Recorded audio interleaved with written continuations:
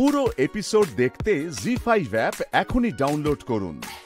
সঞ্চিতা, গাছের ব্যবসা তোমার শুরু হলো কিভাবে? শুরু হয়েছিল 2020-তে লকডাউনের সময়। মানে আমার গ্র্যাজুয়েশনের পর আমি ব্যাংকিংয়ের জন্য পড়ছিলাম। এবার যেহেতু লকডাউনটা পড়ে যায়, তারপর ওই টিউশন বন্ধ, বাড়িতেই পড়াশোনা, এক্সামও ডিলে হচ্ছিল। তো তখন অনলাইনে দেখলাম অনেকে অনেক কিছু বিজনেস স্টার্ট করেছে, শাড়ি, জুয়েলারি, অনেক কিছুই। কিন্তু আমার ইন্টারেস্ট ছিল গাছের ওপরে, কারণ ছোটবেলায় মা বাবার সাথে গার্ডেনিং করা, তখন ফুলের গাছ, ফলের গাছ। তো ওই থেকেই আমি স্টার্ট করেছিলাম 1000 টাকা দিয়ে। মানে আমি টিউশন পড়াতাম, বাচ্চাদের পড়াতাম। তো ওই সেভিংস থেকে আমি এই ভেঞ্চারটা স্টার্ট করি। তখন ওই বেল, জুই, জবা এইসব দিয়ে শুরু। তো ভালো রেসপন্স পেতে শুরু করলাম। তারপর আস্তে আস্তে ফোলিয়েজের দিকে আমার মানে নজরটা গেল। ফোলিয়েজ অর্থাৎ? ফোলিয়েজ মানে হচ্ছে যেগুলো লিফি প্লান্টস, মানে যেগুলো হচ্ছে পাতাবাহার। এখন যেমন আমার কাছে সবই ইম্পোর্টেড প্লান্টস থাকে, কোনোটা থাইল্যান্ডের, কোনোটা আমেরিকার, মানে এরকম ওয়েস্ট বেঙ্গলে বেশ কিছু ইম্পোর্টার রয়েছে। তাদের কাছে অর্ডার দিলে বাল্কে তারা আনিয়ে দেয়। তো আমার থ্রু থেকে বাকিরা যারা এই ধরনের গাছগুলো পছন্দ করে তাদের কাছে পৌঁছে দেওয়া। যেমন অর্কিড রয়েছে, তারপরে এটা হচ্ছে মনস্টেরা অ্যালবো। নর্মালি আমরা মনস্টেরা অনেকেই চিনি, মনস্টেরা ডেলিসিওসা স্লিট থাকে। এটাতে দেখুন হোয়াইট কালারের ভেরিগেশন রয়েছে মনস্টেরা অ্যালবো। এটা যাচ্ছে মনস্টেরা থাই কনস্টেলেশন। এটা যে ভেরিগেশনটা, এটা হচ্ছে ম্যান মেড। তো এইগুলোর মানে দামও অনেক, মানে কোনোটা 1700, কোনোটা 2000, কোনোটা 2500। তো এই ধরনের গাছ যেরকম নিয়ে ডিল করছি, এবার পাতাবাহার রাখার সাথে সাথে মনে হলো ফুলের গাছটা রাখাও দরকার, যার জন্য আমি অর্কিডটা রাখি। অর্কিডের একটা ফ্লাওয়ার স্টিক 1 মাস অবধি স্টে করে, তো যার জন্য মানুষের ভালোও লাগে, প্রচুর কালার হয়, প্রচুর ভ্যারাইটি হয়। এটা যেরকম ডেন্ড্রোবিয়াম, তো এরকমই ফেলানপসিস আছে, রিঙ্কো স্টাইল আছে। এত তো আনা সম্ভব হয়নি, প্রচুর কিছু ভ্যারাইটি আমি রাখি। এটা আবার হচ্ছে এয়ার প্লান্ট। এয়ার প্লান্টের 2-3টে ভ্যারাইটি আমি এনেছি। এটা হচ্ছে মস। এগুলোতে হচ্ছে কোনো মিডিয়া লাগে না, শুধু জল স্প্রে করলেই হয়, আর মাসে একবার স্প্রে করে ফার্টিলাইজার। তো এরকম বিভিন্ন ধরনের গাছের সাথে আমি ডিল করি। অনুসোয়া, মিষ্টির দোকান, তুমি বললে পরিস্থিতির চাপে পড়ে তোমায় খুলতে হচ্ছে, কেন? দোকানটা আসলে আমার বাবার। 2019-এ বাবা হঠাৎই স্ট্রোকে মারা যান। তখন আমি ফার্স্ট ইয়ারে পড়ি, বিএসসি অনার্স। ব্যবসা সম্বন্ধে কোনো আইডিয়া ছিল না আমার। তখন আমার 18 বছর বয়স। তো দোকানেরও 7-8 জন লোক কর্মচারী ছিল আমাদের। তাদের মধ্যেও অনেকে কাজ ছেড়ে যায়, যে এর দ্বারা সম্ভব না, এ পারবে না চালাতে দোকান। তারপর বাবার এক বন্ধু ছিলেন, উনি আমাকে পুরো জিনিসটা বোঝায়, শেখায়। তো সেখান থেকে আস্তে আস্তে শুরু করে আমি ব্যবসাটাকে বুঝতে শুরু করি, কিভাবে কোন মিষ্টিটা তৈরি হয়। মিষ্টিটা যে তৈরি হতো তোমাদের দোকানের ভিতরে? হ্যাঁ, দোকানেই তৈরি হয়। এবার দোকানে আরও তখন 2-3 জন পুরনো কর্মচারী আমার ছিল, তারা আমাকে প্রচণ্ডভাবে হেল্প করে, তারা পুরোটা গাইড করে কিভাবে কি হয়।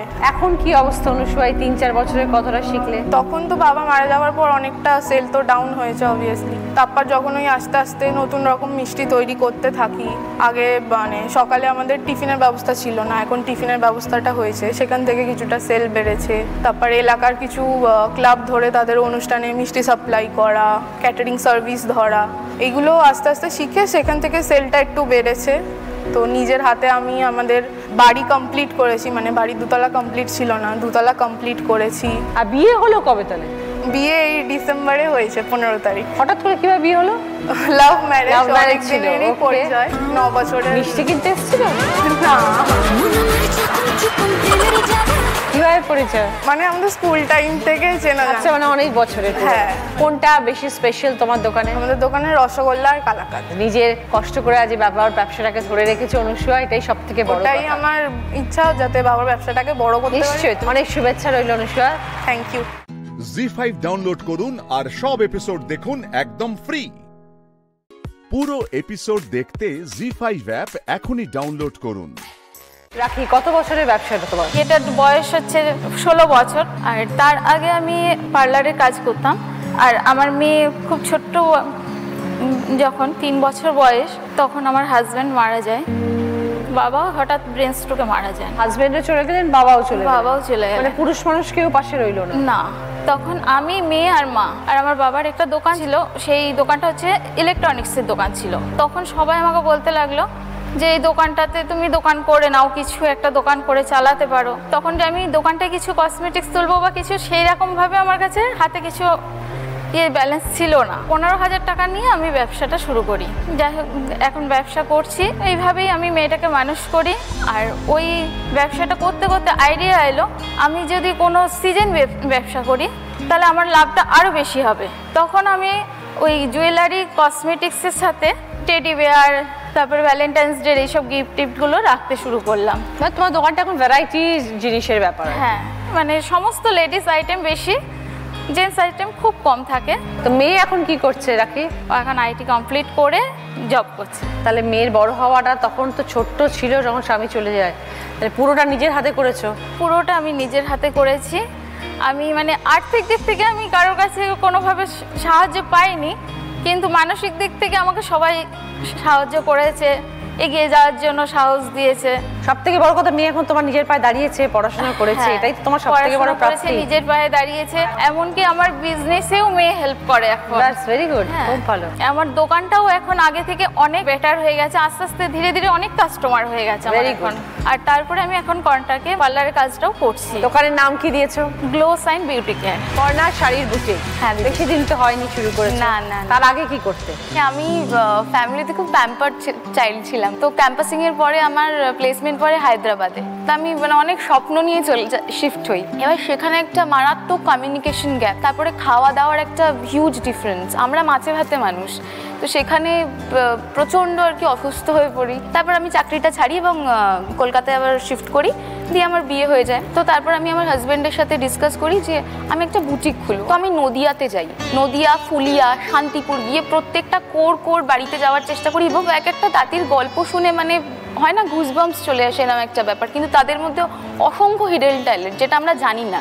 যেমন আমার এখানে হ্যান্ড পেন্টেড আছে, যারা ডান্সের মধ্যে আছে, বা একটু ব্রাইডাল চাইলে লিনেনের ওপর কাজ, নানা ধরনের কাজের শাড়ি রাখি, কিন্তু সেটা একদম নমিনাল প্রাইসে রাখার চেষ্টা করি, যাতে বুটিক মানেই যে একটা ব্যাপার, যে একটা বাজেটের ব্যাপার চলে আসে, এই কনসেপ্টটাকে একটু চেঞ্জ করে আমার শাড়ি স্টার্টিং রেঞ্জ 500। আচ্ছা, এখন আমার ওয়ার্ল্ড ওয়াইড ডেলিভারি হয়, প্যান ইন্ডিয়া তো আমি ফ্রি শিপিং দিয়েই থাকি। তো লোকের কাছে পৌঁছালে কি করে বুটিকে তোমার শাড়ি আছে? যে আমি প্রচুর এক্সিবিশনস করতাম, আর অনলাইন তো আছেই। অনলাইন একটা প্রচণ্ড ভালো প্ল্যাটফর্ম, আর প্রচণ্ড সাপোর্ট পেয়েছি অনলাইন থেকে। তো এখন আমার লাইফ থ্রু তো যাই, প্লাস আউটলেটেও আসে লোকে। তো শাড়িগুলোর ব্যাপারে একটু বলো, যেগুলো তুমি এনেছো কিরম রেঞ্জের তুমি রাখো? এটা যেমন মলমলের মধ্যে আছে, একদম রিং টেস্টেড মলমল, মানে আমরা হাতে যে আংটিটা পরি সে আংটি দিয়ে পাস করে এই মলমলগুলো, পার্টটা ছাড়া ম্যাটেরিয়ালটা। তো এখানে আমরা হ্যান্ড পেন্টেড কিছু আঁকি। এটা যেমন একটা সেমি তসরের মধ্যে আছে, কৃষ্ণা অ্যান্ড রাধা আঁকা আছে। তারপরে পার্টি ওয়্যারের মধ্যে যদি যান, এইগুলো একদম হ্যান্ড এমব্রয়ডারি, এক একটা তাঁতির করতে করতে হয়তো 15 দিন 1 মাসও লেগে যায়। এই সব জিনিস আমি 1.5 থেকে 2 এর মধ্যে আমার শুরু হয়ে যায়, আর এগুলো আপনি পেয়ে যাবেন 950, 999। জি5 ডাউনলোড করুন আর সব এপিসোড দেখুন একদম ফ্রি। মিস হবে না আপনার পছন্দের টিভি শো, দেখুন জি5 অ্যাপে একদম ফ্রি।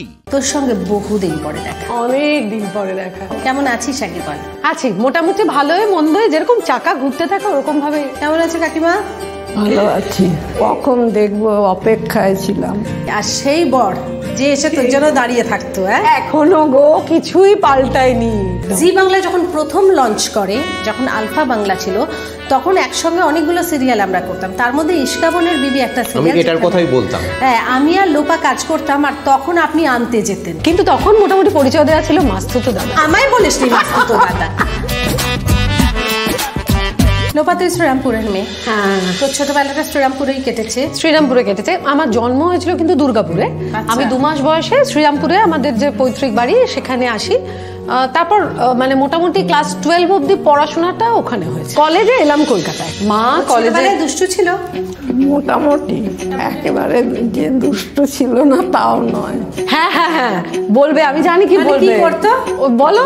আমার 1.5 বছরের ছোট বড়, ওরা 2। আচ্ছা, 2। হ্যাঁ, এবার জ্বালাতন করতো বলে আমি ওদের ঘরের মধ্যে আটকে রেখে দরজা বন্ধ করে দিতে, ভেতরে ঘরে রেখে মা রান্নায় কাজ করতো। আটার কৌটোর মধ্যে জল ঢেলে দিল, ক্যানে করে পয়সা দিয়ে নিচ থেকে বারান্দা দিয়ে আইসক্রিম খেত। ঘরে গিয়ে দেখছি আমি বন্ধ করে রেখেছি, ওরা এই কাণ্ড করতো। এবার আইসক্রিমওয়ালা বেল বাজাচ্ছে হয়তো। ছোটবেলাটা কেটেছে কিভাবে? ছোটবেলা থেকে কোথাও একটা আমরা চাপ অনুভব করেছি। রক্ষণশীল পরিবার। মানে ক্লাস 7-এ আমাদের পড়াশোনার ক্ষেত্রে আর কি স্কুলে গিয়ে নাম কাটিয়ে দিয়েছিল বাবা। কেন? এই বাড়ির মেয়েরা পড়াশোনা করবে না। তো সেই জায়গা থেকে মানে একটা চাপ তো সহ্য করতে হয়েছে। শাড়ি পরতে হবে, ক্লাস 7-এর পর থেকে শাড়ি পরা। আমাদের ছিল ক্লাস 9 থেকে শাড়ি। হ্যাঁ, সেটা তো স্কুলে না, বাড়িতেও। ও, বাড়িতে আমারও সেম একদম। তো সেই জায়গা থেকে বাবা বাইরে চাকরিও করতেন দুর্গাপুরে। একটা সময় এমন দেখা গেল যে আমাদের এইগুলো করলে মানে ভরণ পোষণটা দেওয়া হবে না। তখন আমার জেঠু করলো কি, মাকে গিয়ে স্কুলে লোকাল গার্জিয়ান করে দিয়ে এসেছিল। তখন মায়ের ওপর যেটা প্রেশার পড়লো, ম্যাট হয় না বাড়িতে হাতের কাজ ঝোলানো, ওই ম্যাটের কাজ করেছে। তারপরেতে একটা ইন্স্যুরেন্স কোম্পানিতে কাজ করেছে মা ওই সময় করে, আমাদের পড়াশোনার জায়গাটা কন্টিনিউ করতে হয়েছে। অ্যাকচুয়ালি আমার মাধ্যমিকের পর বাবা চলেও গিয়েছিল। সংসার থেকে মুখ ফেরালেন কেন? পরিবারের অন্য কেউ আর কি কিছু বলতেন, যে এক সপ্তাহ অন্তর হয়তো দুর্গাপুর থেকে কাজ থেকে বাড়ি ফিরতো, তো এমন কিছু বলতেন যেগুলো নিতে পারতো না। বাবা এমনিতে যেটা ছিল, প্রচুর মানুষকে খাওয়ানো দাওয়ানো, লোকজনকে হেল্প করা, দুর্গাপুর থেকে যারা এখানে আসতো কলকাতায় চাকরির জন্য বা বিয়ের মেয়ে দেখা, এগুলো করতো। কিন্তু ওই বলে না একটা প্রবচন, সংসারই ছিল না। এবং প্রত্যেক রোববার এসে হয়তো দেখতো যে মা আমাদের নিয়ে বিভিন্ন জায়গায় কম্পিটিশনে যাচ্ছে। এবার বাবা সপ্তাহান্তে এসে এগুলো সহ্য করতে পারতো না। সেই জায়গা থেকে তখন বললো যে না, এইটা হতে পারে না বলে। তো আমার জেঠু মানে আমাদের সাপোর্টটা করেছিল, মানে আমাদের বের করেও দিতে চেয়েছিল। তো জেঠু সেটা আপত্তি জানিয়েছিল যে না। তারপরে যে আমরা ফাইট করে এই জায়গায় চলে এসেছি এই প্রফেশনে, সেটাই একটা অ্যাচিভমেন্ট। আমরা যেটা পেয়েছি সেটা নিয়ে আমার কোনো রিগ্রেট নেই একদমই। আজকে এই স্ট্রাগলটা করতে পেরেছিলাম বলেই হয়তো এখনো জীবনটা চালিয়ে নিয়ে যাবো ভাবছি, না হলে মাঝপথে ছেড়ে দিতে হতো, মানে কুইট করতে হতো জীবন যুদ্ধ থেকে। কিন্তু সেটা তো করবো না। এক্স্যাক্টলি, আমরা লড়ে যাব। জি5 ডাউনলোড করুন আর সব এপিসোড দেখুন একদম ফ্রি। মিস হবে না আপনার পছন্দের টিভি শো, দেখুন জি5 অ্যাপে একদম ফ্রি।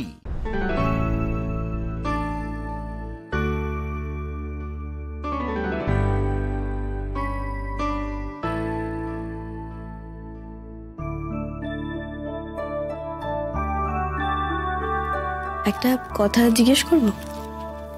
হ্যাঁ বলো। বলছি তোমার মানে মুখ চোখ এরকম লাগছে, শরীর ঠিক আছে তো? হ্যাঁ আমার শরীর তো ঠিক আছে। আমি উল্টে তোমাকে জিজ্ঞেস করবো ভাবছিলাম যে তোমাকেও খুব শুকনো শুকনো লাগছে, তুমি ঠিক আছো তো? মেঘ, তোমার এই চেহারাটা আমি জানি, রাত জাগলে এমন হয় তোমার। তুমি কি কালকে রাত জেগেছিলে? না না, আই এম ফাইন। একটা কথা জানতে খুব কৌতূহল হচ্ছে, বলবো? কি? সবটা শোনার পর বাড়ির সবার কি রিয়াকশন ছিল? সত্যি বলবো? দেখো নীল, আমাদের মধ্যে যতই অশান্তি হয়ে যাক, আমরা দুজন দুজনকে কখনো অসত্যি মনে হয় না বলেছি। তুমি তো আবার সেটাতে খুব খারাপ বলতে, মানে বলার চেষ্টা করতে কিন্তু ধরা পড়ে যেতে। Very bad liar.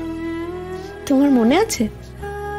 সবকিছু তো ভোলার মতো হয় না, ভোলা যায়ও না। তার মানে কিছু ভোলার চেষ্টা করেওছো যেটা ভোলা যায়নি? হ্যাঁ, অনেক কিছু। কেন, তোমার এরকম এক্সপিরিয়েন্স হয়নি? কোনো কিছু ভোলার চেষ্টা করতে গিয়েও ভুলতে না পারা?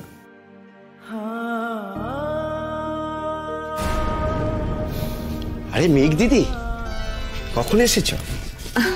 অনেকক্ষণ এসেছি। আমাকে একটু বলতে পারবে দুতিন ম্যাডাম কোথায় গেছেন?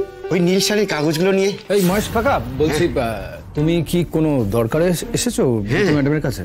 হ্যাঁ, এই সেমিস্টারের নোটিশটা সই করার দরকার ছিল। ও, এটা তুমি এখানে রেখে যাও, আমি সই করিয়ে রেখে দেবো। দিদি, তুমি কিন্তু রেজাল্ট বেরোনোর পরে এইবার খাবারটা ফাঁকি দিয়েছো। আগের বার অত খাওয়ালে। আমি না একদম ভুলে গেছি। এক কাজ করো, তোমরা একটা ডেট ঠিক করো, আর মেনুটাও তোমরাই ঠিক করবে। তোমরা যেটা বলবে সেটাই হবে। সে তাহলে সকলের সঙ্গে কথা বলে তোমায় ফোন করি। ঠিক আছে।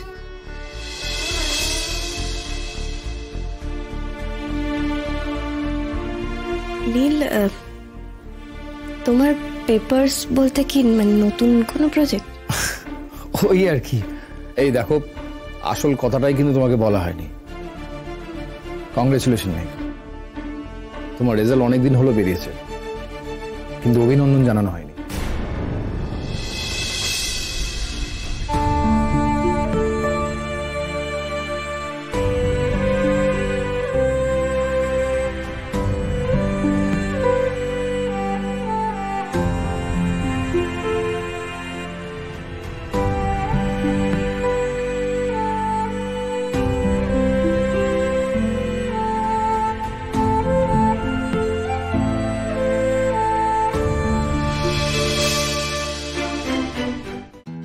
জি5 ডাউনলোড করুন আর সব এপিসোড দেখুন একদম ফ্রি।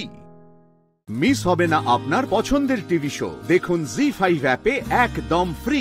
ধরো এরকম হলো, এই সবকিছুর পরে সবকিছু শেষ হয়ে গেলে আমি আর তুমি আবার আমরা প্রেমে পড়ে গেলাম।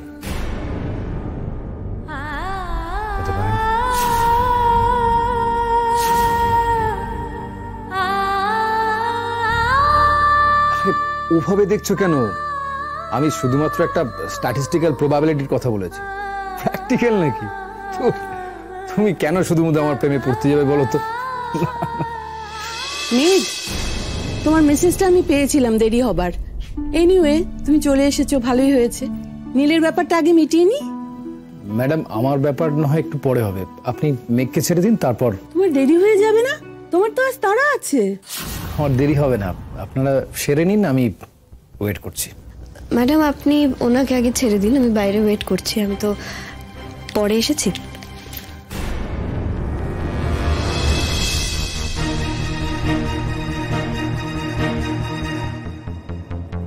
সরি নীল, বাড়াবাড়ি করে ফেলেছিলাম। তুমি বুঝিয়ে দিলে আমাকে যে এখন তোমার আমার সব কথা আমার সামনে আলোচনা করা যায় না। ম্যাডাম, আপনি কি শুরু করেছেন বলুন তো? আপনি আমাকে সকালবেলা ডাকলেন কয়েকটা পেপারে সাইন করাবেন বলে, আমি এলাম, আর তার মধ্যেই আপনি মেঘকে ডেকে নিলেন। আপনি জানেন মেঘকে আমি কিছু জানাই না, এখন ও যদি সবকিছু জানতে পেরে যায় তাহলে? আমি ঠিক করেছি নীল, আমি ওকে সব জানিয়ে দেব, আর সেই জন্যই আমি ওকেও এখানে ডেকেছি। আমি জানতাম না কাল কোর্ট থেকে কি অর্ডার এসেছে, আজ শুনলাম।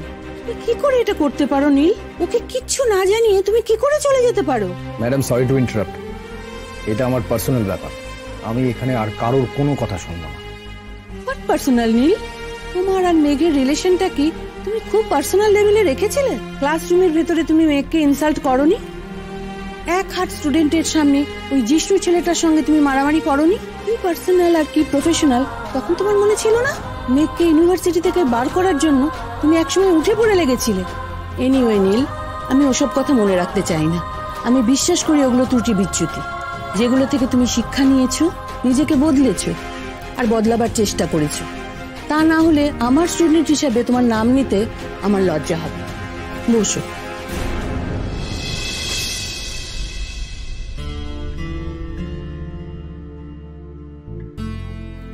ম্যাডাম, আই এম সরি, আমি হাত জোর করে আপনার কাছে রিকোয়েস্ট করছি, প্লিজ মেঘকে কিছু জানাবেন না। ওর কাছ থেকে বিদায় নেওয়ার ক্ষমতা আমার নেই, ম্যাম, আমি পারবো না। আমি ওকে একটা কষ্ট দিয়েছি, কিন্তু আর পারবো না। ও আমাকে ছেড়ে থাকায় অভ্যস্ত হয়ে গেছে, আবার একসঙ্গে থাকলে হয়তো আমি ভুল কিছু করে ফেলতে পারি। সেটা কেন করবে নীল?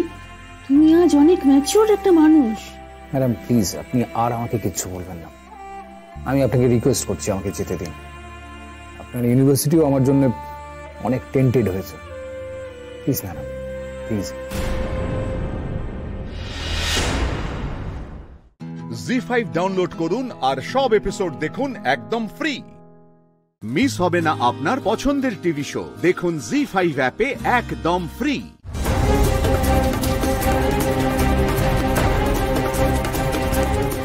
বটি, ওষুধ কি দেখছেন বলুন তো? মোবাইলটা খুঁজতে ওরা পৌঁছে গেছে সোজা আমার চেম্বারে। হ্যাঁ, ওরা আমার চেম্বারে ঢুকে গেছে। আপনার চেম্বারে সিসিটিভি আছে? আমার চেম্বারে নেই, কিন্তু লবিতে আছে। এই যে দরজা খুলে এবার ওরা চেম্বারের ভেতরে ঢুকে পড়েছে। কিন্তু মোবাইলটা তো ওখানে নেই, ওরা ডাউট করবে না? মোবাইলটা ঠিক পৌঁছে যাবে, ঠিক টাইম মতনই পৌঁছে যাবে। রঘুদা আছে না, রঘুদাকে সব বুঝিয়ে দিয়েছি। রঘুদা তার ম্যাডামকে রক্ষা করার জন্য সবকিছু করবে। খুব বিশ্বস্ত, তাই না বর্তি? পিতৃতুল্য তো, সত্যি খুব বিশ্বস্ত। নেই, কোথাও নেই, এখানেও নেই।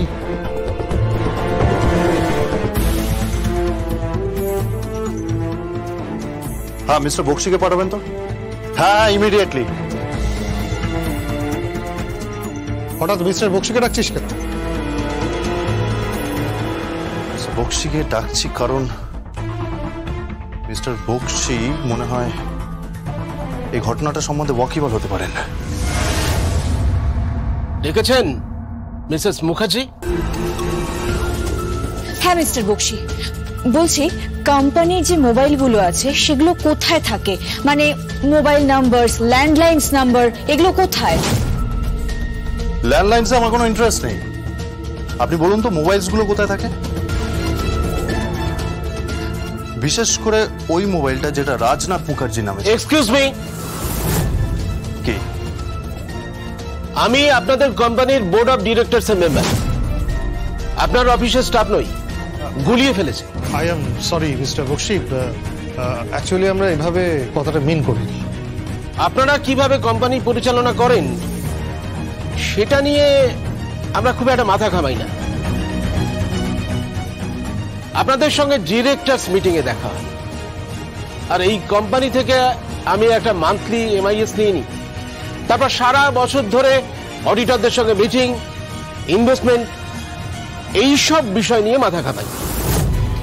আই এম নট ইন্টারেস্টেড আপনাদের কোম্পানির কতগুলো মোবাইলস আছে, ল্যান্ডলাইন্স আছে, হোয়াটএভার।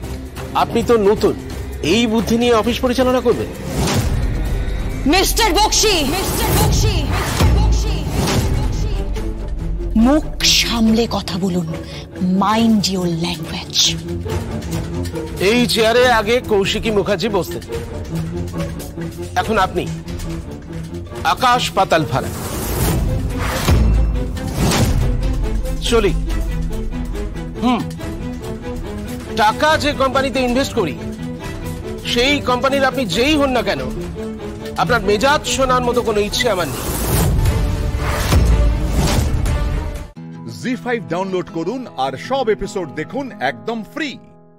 মিস হবে না আপনার পছন্দের টিভি শো, দেখুন জি5 অ্যাপে একদম ফ্রি। তুমি যতক্ষণ না পর্যন্ত জানতে পারছো যে কৌশিকী মুখার্জিকে কে শুট করেছে, ততক্ষণ কৌশিকী মুখার্জি পাবলিক প্লেসে আসতে পারবে না। আর কৌশিকী মুখার্জি পাবলিক প্লেসে আসতে না পারলে রাজনাথ মুখার্জি, চন্দ্রনাথ মুখার্জি, দেবু গাঙ্গুলি, উৎসব মুখার্জি আর মেহেন্দি মুখার্জি, ওরা সবাই মিলে পুরো ব্যবসাটা দখল করে নেবে, নিজেদের করায়ত্ত করবে। আর আমি তোমাকে বলে দিচ্ছি, তুমি যদি কৌশিকী মুখার্জিকে ওখানে নিয়ে যাও তাহলে আবারও তাকে মারার চেষ্টা হবে, কারণ এখনো পর্যন্ত জানা যায়নি যে কে কৌশিকী মুখার্জিকে শুট করেছিল। তুমি ঠিক বলছো, তুমি ঠিক বলছো মাই ডিয়ার হাজবেন্ড, কিন্তু আরো একটা জিনিস এখনো পর্যন্ত জানা যায়নি। কি?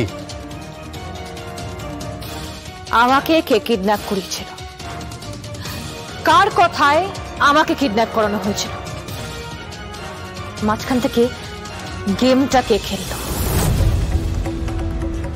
সেটা না বুঝতে পারছে ডিপার্টমেন্ট, না বুঝতে পারছো তুমি, আর না বুঝতে পারছি আমি।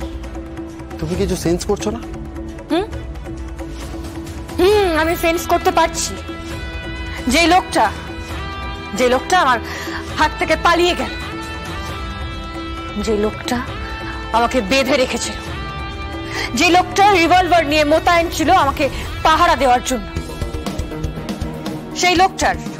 সেই লোকটার একটা অবয়ব আঁকানো হয়েছে এবং সেটা থেকে জানা গেছে ওই লোকটা কে। কে লোকটা?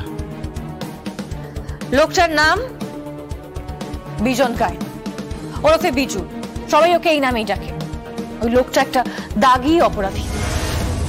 এই এরিয়ায় ও খুব একটা অ্যাক্টিভ নয়, ওই দুর্গাপুর, আসানসোল ওইসব এরিয়ায় ও অ্যাক্টিভ, এবং ওখান থেকেই পুলিশের তাড়া খেয়ে ও এখানে আসছিল। এখানে এসে পৌঁছায়, তারপর এখানে আসার পর কেউ ওকে হায়ার করে আমাকে কিডন্যাপ করার জন্য।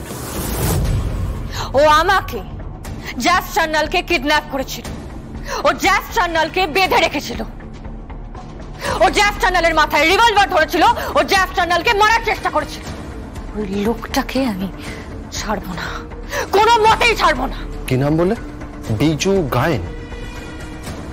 হ্যাঁ, প্রত্যেকটা থানায় ওর ছবি পাঠিয়ে দেওয়া হয়েছে।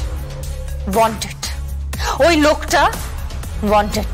চিন্তা করো না, আমার স্ত্রীকে যে কিডন্যাপ করেছিল তাকে আমি খুঁজে বের করবই। স্বয়ম্ভু? হ্যাঁ, তুমি চিন্তা করো না। কৌশিকী মুখার্জিকে যে খুন করতে চেয়েছিল তুমি তাকে খোঁজো, আমি আমার স্ত্রীকে যে কিডন্যাপ করেছিল তাকে খুঁজি। আর আমি যদি লোকটাকে দেখতে পাই তাহলে দাঁড় করিয়ে এনকাউন্টার করে দেবো। স্বয়ম্ভু, তুমি যদি ওই লোকটাকে খুঁজে বের করতে পারো তাহলে আমি তোমার স্ত্রী তোমার কাছে চিরকৃতজ্ঞ থাকবো। তাহলে তোমাকে কৃতজ্ঞ করিয়েই ছাড়বো। My dear wife, I love you. I love you too Swayambhu.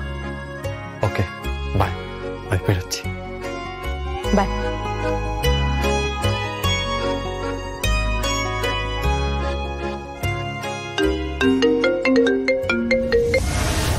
Hello, হ্যাঁ বরদীপ, বলুন। জি5 ডাউনলোড করুন আর সব এপিসোড দেখুন একদম ফ্রি। মিস হবে না আপনার পছন্দের টিভি শো। দেখুন জি5 অ্যাপে একদম ফ্রি। রিয়াকে যে আশীর্বাদ করা হবে, কি দিয়ে আশীর্বাদ করা হবে তুমি কিছু ভেবেছো?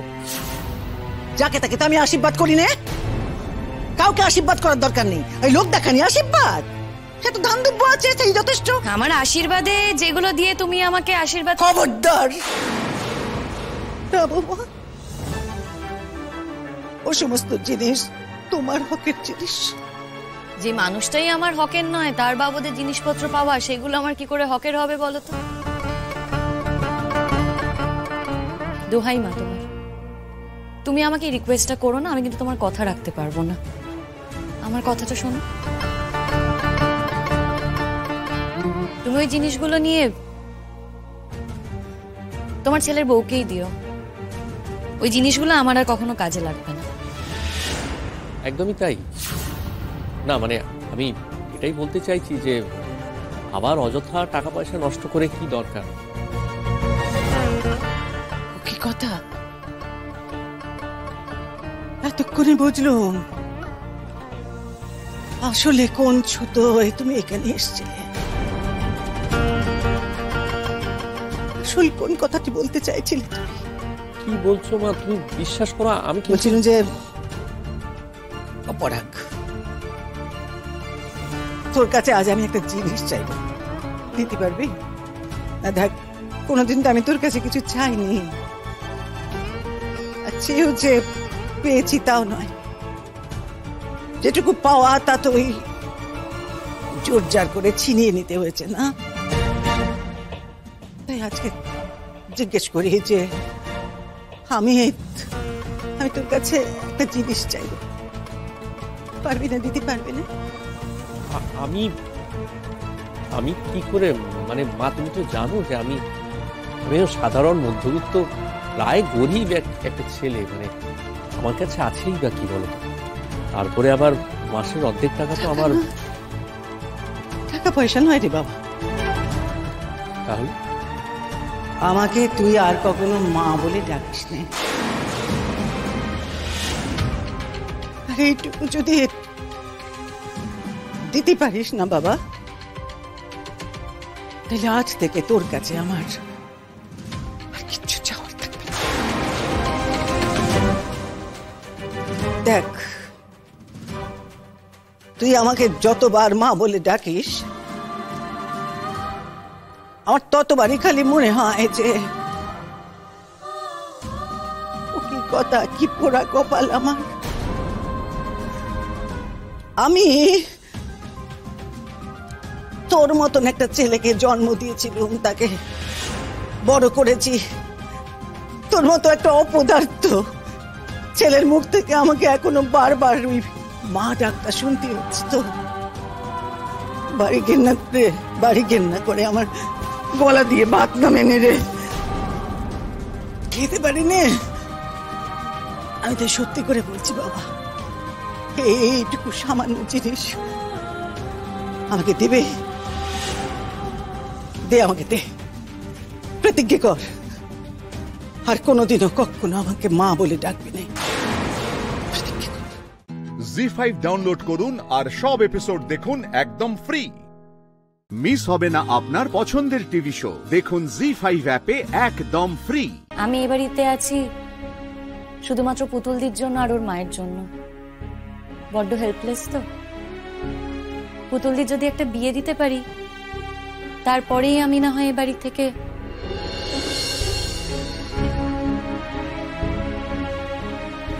বলছি তীর্থদা, আপনার তো অনেক জায়গা অনেকের সাথে যোগাযোগ হয়, বলছি একটু দেখুন না যদি কোনো ভালো ছেলে পান পুতুলদির জন্য। হ্যাঁ দেখো দেখি বাপু, আমার জন্য একখানা ভালো ছেলে। হ্যাঁ বেশ কিছু চাইলে আমার বাপু, শুধু আমার মামাকে একটুখানি ভালো মন্দ পড়াশুনো করাবে, একটু গান গাইবে, হ্যাঁ একটু ভালো মন্দ খেতে দেবে, আর একটু সুন্দর সুন্দর দেখতে হবে। হ্যাঁ আমাকে অনেক অনেক ভালোবাসবে, বুঝলে? এর থেকে বেশি আর কিছু চাই না আমার। তুমি যেমন ঠিক তোমার মতো। আচ্ছা ঠিক আছে, দেখবো। না বাপু শোনো, তুমি আমাকে কিন্তু মিছে মিছে কথা বলবে না, বুঝতে পেরেছো তো? তুমি জানো আমার না খুব বিয়ে করার শখ। আমি সিঁদুর পরবো, আমাদের শাখা বলা পরবো,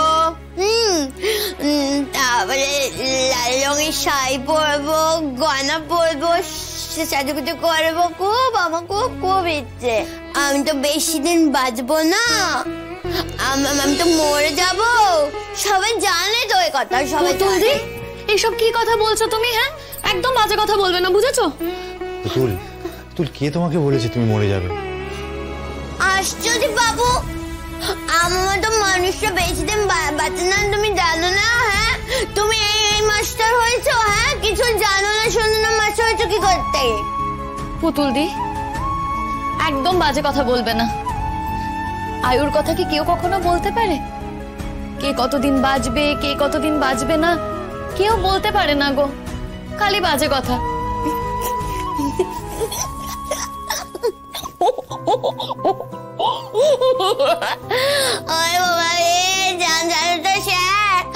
আমার বউটা আমাকে এত ভালোবাসে না যে আমি মরে যাওয়ার কথা শুনলে না আমার বউ খুব কষ্ট পায়, জানো তো? সেই জন্য এমন কথা বলছে, বুঝলে তো? সে কারণে এমন কথা বলছে। বউ ভালো কথা বলছি আমি, শোন। আমাকে তোর ননদটাকে একটা ভালো ছেলে দেখে বেঁধে দে, বুঝলি? নইলে তোর ননদটা কোনদিন মরে যাবে, তার সঙ্গে পুরনো হবে না। আবার বাজে কথা পুতুলদি। আমি আপনাকে কথা দিচ্ছি, আপনার ননদের জন্য আমি খুব ভালো পাত্রের সন্ধান এনে দেব।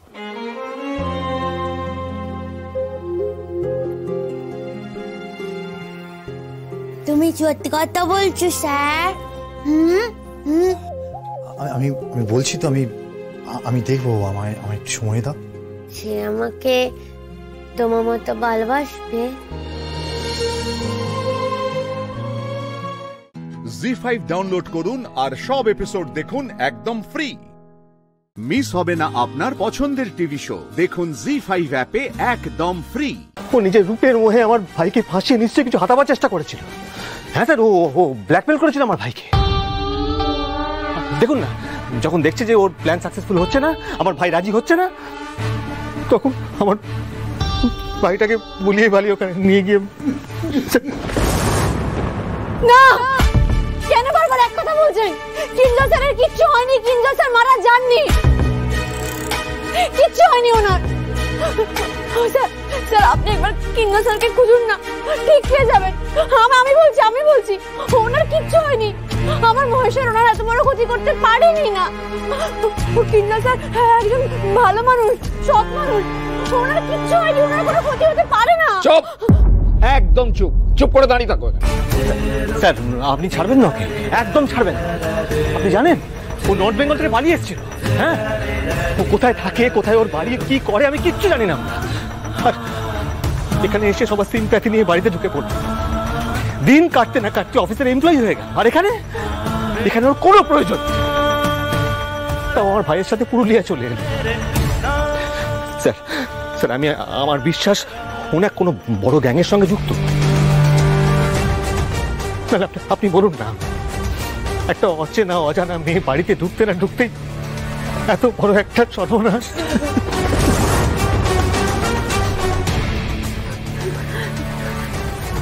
আচ্ছা আচ্ছা অফিসার, আপনারা একটা কথা বলুন আমাকে, ও বেঁচে থাকলো কি করে? ও আর কিঞ্জল তো এক জায়গায় গেছিল, তাই না? কিঞ্জল ভেসে গেল, অথচ ও বেঁচে আছে। এটা কি করে পসিবল? অফিসার আমি বলছি আপনারা please please please okay arrest করুন। আমরা একটা রিটার্ন কমপ্লিট করি। বলো, আমরা রিটার্ন কমপ্লিট করতে চাই। আমার দেরকে অকুট করেছে।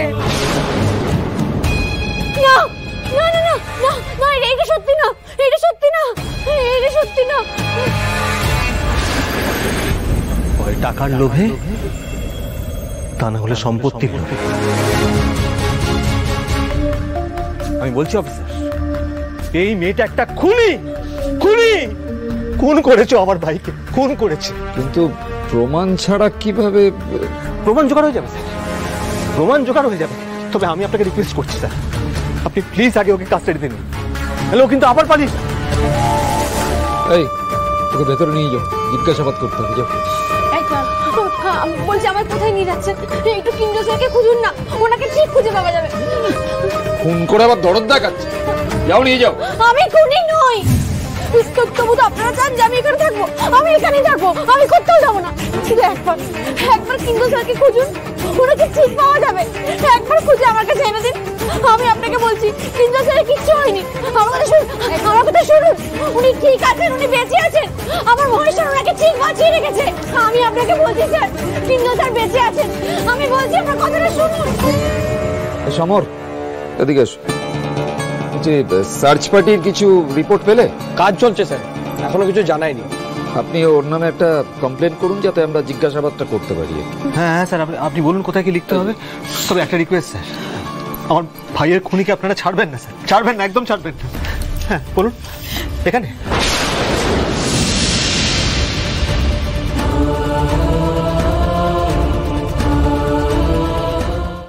জি5 ডাউনলোড করুন আর সব এপিসোড দেখুন একদম ফ্রি। মিস হবে না আপনার পছন্দের টিভি শো। দেখুন জি5 অ্যাপে একদম ফ্রি। আমার সঙ্গে দেখা করতে এসেছিল। এটা এটা পেয়েছেন? তার মানে কিঞ্জল স্যার ঠিক আছে, ওনার জ্ঞান ফিরেছে, মামা মানুষটা বেঁচে আছে তো? চুপ, একদম চুপ। নাটক হচ্ছে, এখন নাটক হচ্ছে। পুরো কথা পাকা খুনি আছে। না না না না স্যার, বিশ্বাস করুন, আমি কিছু করিনি, আমি সত্যি কিছু করিনি। তাই তোর খেলা আমাদের হাতে সব ধরা পড়ে গেছে। খেলা? কিসের খেলা? আমি কিছু বুঝতে পারছি না। বুঝতে পারছিস না? তুই কিছু বুঝতে পারছিস না? না, এই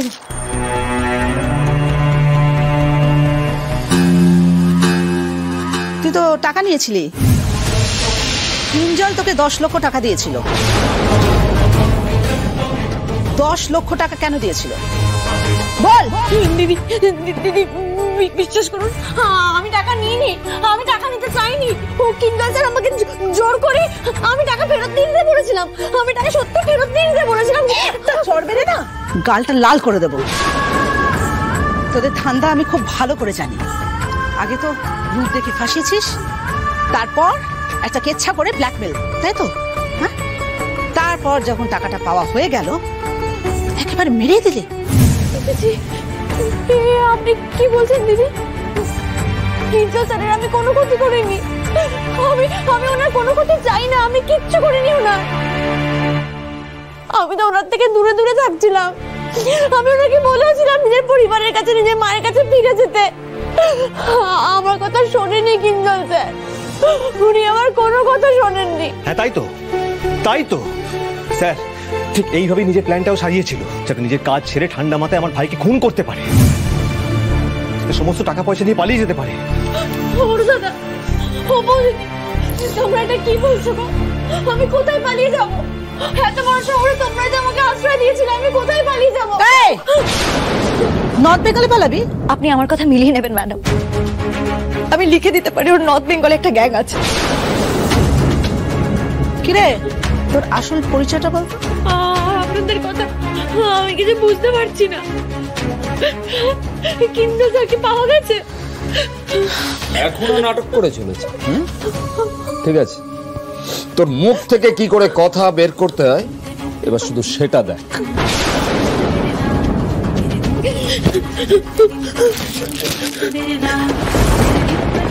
দিদি, বৌদিদি, ওরদাদা, আমি কিছু করিনি। আমি কিঞ্জয় স্যারের কিচ্ছু করিনি। আমি তো ফিরে দিতে বলেছিলাম। আমি কিচ্ছু করিনি। ও মহেশ্বর, আমি তো কিছু করিনি মহেশ্বর। ওখানে তো তবু চুরির দায় দেওয়া হতো, আর জীবনের শেষে এখানে এসে মানুষ মারার দায়। আর তাও কাকে? যে মানুষটা ভালোবেসে আমাকে কাছে পেতে চেয়েছিল তাকে। এ কোন পাপের বোঝা দিলে আমাকে মহেশ্বর?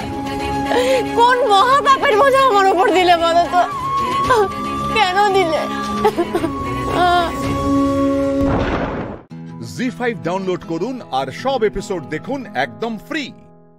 মিস হবে না আপনার পছন্দের টিভি শো। দেখুন জি5 অ্যাপে একদম ফ্রি। রাইকে অনুরোধ করব, তুমি যদি হিংসুক বাবুর প্রতিকৃতিতে মাল্যদান করে আমাদের এই অনুষ্ঠানের শুভ সূচনা করো।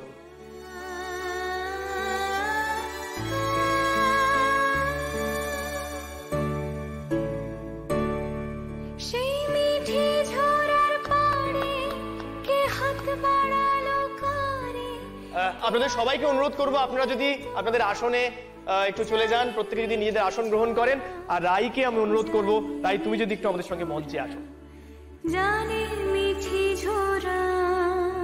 একটা সময় পৌষ সংক্রান্তির দিন ঘরে ঘরে পিঠে খাওয়া চলছিল,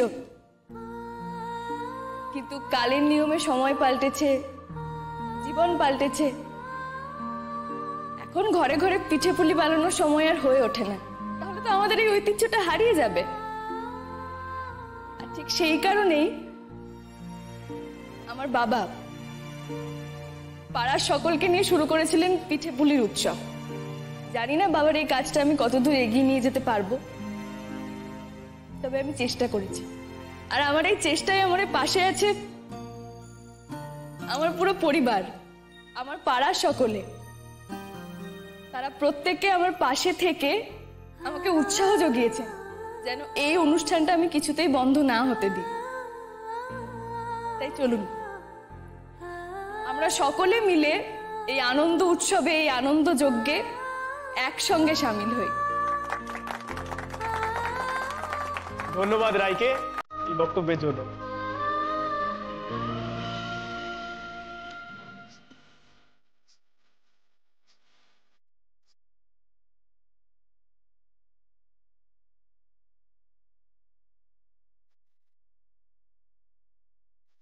এবার দেখে নি আজ কত রকমের আর কি কি পিঠে হয়েছে।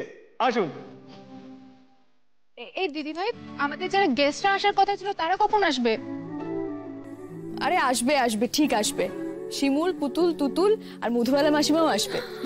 বিপাশা, সুচরিতা, শীর্ষারা ওরাও তো পারফর্ম করছে, তাই তো? হ্যাঁ করছে তো। ওদের ওই একটা গানের গ্রুপ আছে না, মনের কথা, ওরা গানের পারফরমেন্সও করবে। আর শুধু গানের পারফরমেন্স নয়, ফ্যাশন শোতে ওরা পার্টিসিপেটও করবে। আর মেঘ আর ময়ূরী আসবে। নীলের সঙ্গে আলাদা করে আমার কথা হয়েছে, আমি ফোন করে ওকে আসতে বলেছি। নীল নিশ্চয়ই আমার কথা রাখবে, কিন্তু তোরা খবরদার মেঘকে বলবি না এই কথাটা। মেঘ কিন্তু জানে না নীল আসবে, ওটা ওর জন্য সারপ্রাইজ, বুঝেছিস? রাই, আমি কালকে রাতে সৌর্যর মাকে ফোন করে বলেছি আসতে। ওনারা তো প্রতিবার আসেন, তো বলেছেন যে এবারও আসবেন। আরে বাবা, আসবে আসবে, তুমি এত চিন্তা করো না তো। আচ্ছা মা, নীলু তো খুব ভালো করে জানে বাবার কাছে এই অনুষ্ঠানটা কতটা প্রিয়, কতটা কাছের। নীলু নিশ্চয়ই সৌর্যকে নিয়ে আসবে, তুমি এত চিন্তা করো না। পিসিমণি, এই স্রোত আর বৌমণি তোমরা বরং যাও তো, মাকে বসাও। মা তুমি গিয়ে বসো তো ওখানে। সাজিয়েছিস?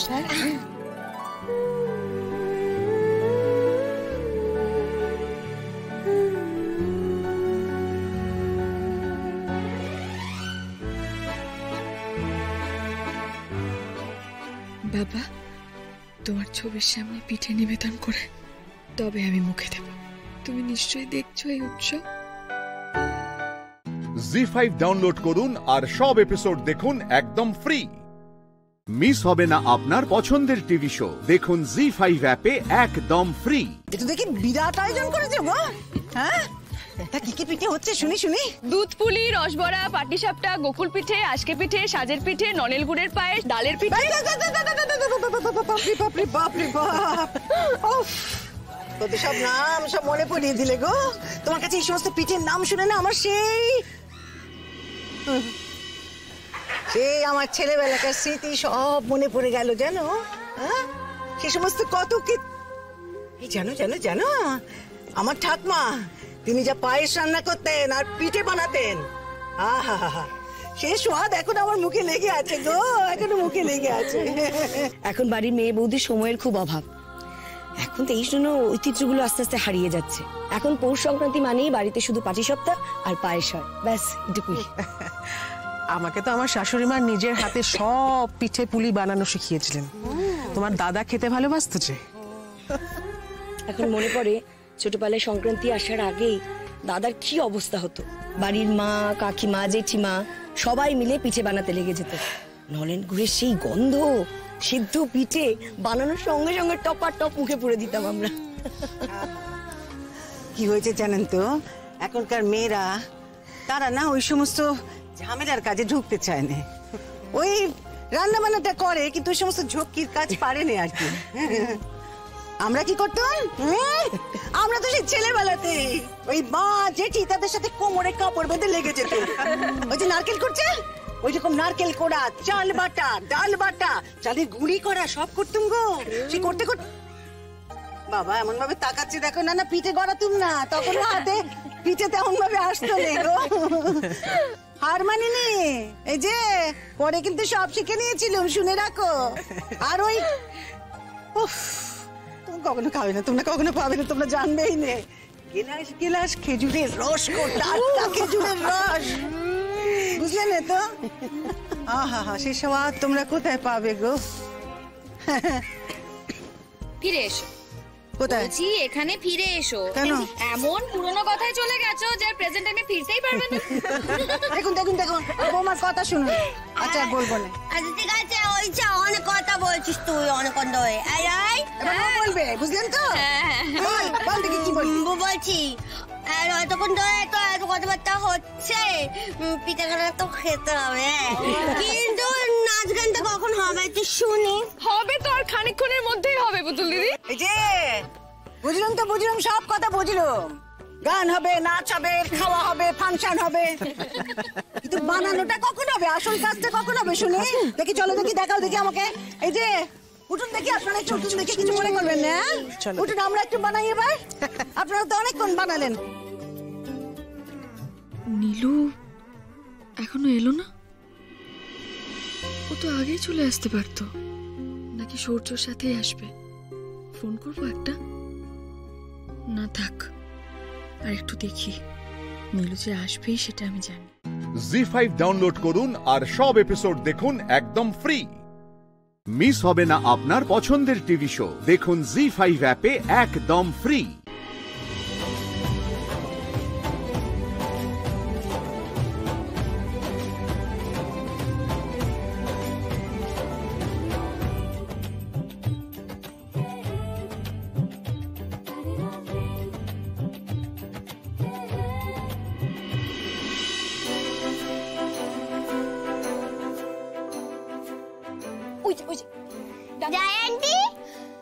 আরে পুতুল, কেমন আছো? ভালো আছি। আমার আজকে খুব মজা হচ্ছে, আমি সবার সাথে খেলবো। রাধা বলেছে আজ অনেক লোকজন আসবে। তুই কেমন আছিস? খুব ভালো আছি। তুই কেমন আছিস? খুব ভালো আছি। অনুষ্ঠানে তোর জন্য কেমন চলছে? খুব জমজমাট অনুষ্ঠান। চল না, দেখবি তো। আচ্ছা তোরা এত দেরি করলি কেন বলতো? আর বলিস না, ও নাকি নাচ করবে, তার জন্য ওকে নাচ তুলিয়ে প্র্যাকটিস করিয়ে তারপরে নিয়ে এলাম। ওই শেষ মুহূর্তে প্রিপারেশন। আচ্ছা চল, আর দেরি করিস না। আমি কিন্তু নাচবো না আন্টি। নিশ্চয়ই, তোমার নাচ দিয়ে তো অনুষ্ঠান শুরু হবে। এসো আমার সঙ্গে। আয়।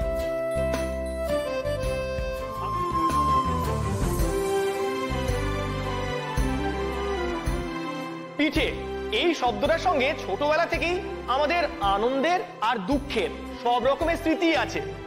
সেই ছেলেবেলাতে নাটকে আমরা পড়েছিলাম না, পিঠে খেলে পেটে সয়, কি পড়েছিলাম কিনা? এবার সেটা নিয়ে পিঠে তো আমাদের সবারই পড়েছে, তাই না?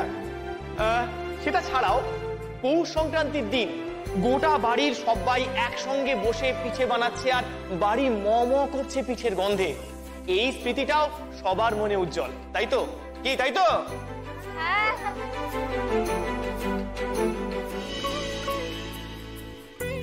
দিদি, দাদা, আসুন আসুন আসুন আসুন আসুন আসুন, আপনাদের অপেক্ষা কখন থেকে করছিলাম। আসুন আসুন দাদা, আসুন।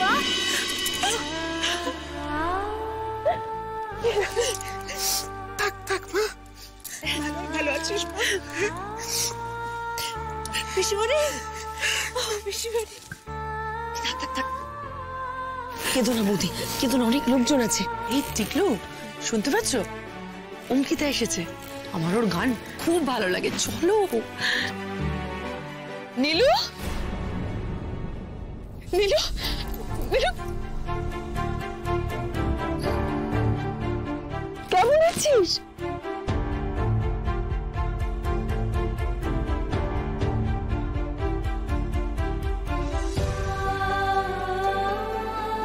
দাদাভাই কোথায় রে? কোথায় দাদাভাই? দাদাভাই তো ওই যে ওদিকে বসে আছে। স্রোত, স্রোত, কেমন আছিস? ভালো, তুই কেমন আছিস? কতদিন পর দেখলাম তোকে বৌমণি, কতদিন বাদে তোকে দেখি, কি সুন্দর লাগছে তোকে। আপনারা সবাই মিলে এসেছেন, খুব ভালো লাগছে।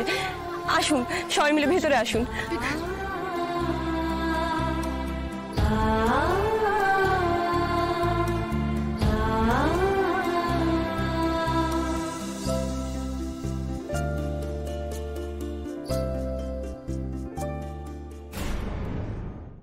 জি5 ডাউনলোড করুন আর সব এপিসোড দেখুন একদম ফ্রি।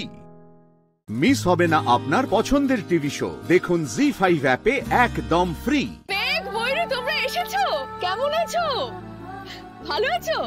এসো এসো, তোমরা এদিকে এসো, এসো। ওই দিকটা যাও। আচ্ছা।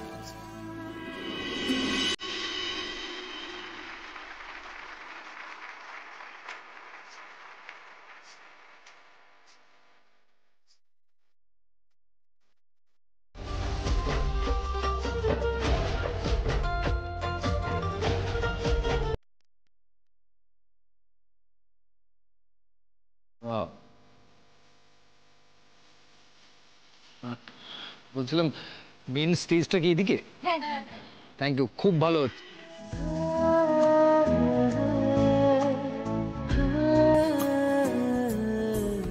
নীল,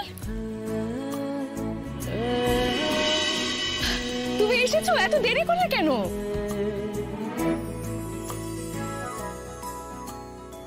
নীল এখানে? ওকে কে আসতে বললো? রাই নাকি? এখানে ওর সাথে দেখা হলে একটা অস্বস্তিকর পরিস্থিতি না তৈরি হয়।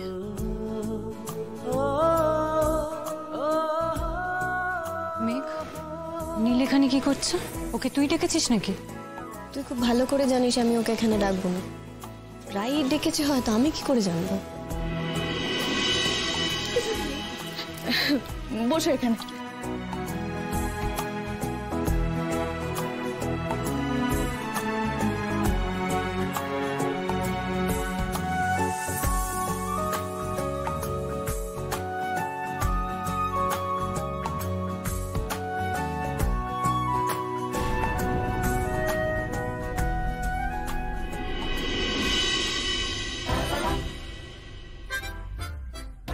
আরে মিলি, অর্জুন, তোমরা চলে এসেছো? এসো এসো এসো, আরে এসো, এদিকে এদিকে এসো।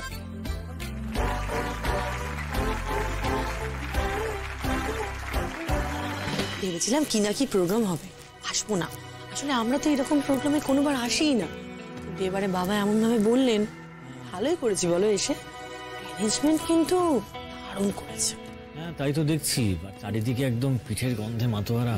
আসলে প্রতিবার আমাদের বাবা এই আয়োজনটা করেন, মানে করতো, এবছর সবটা দিদিভাই করেছে।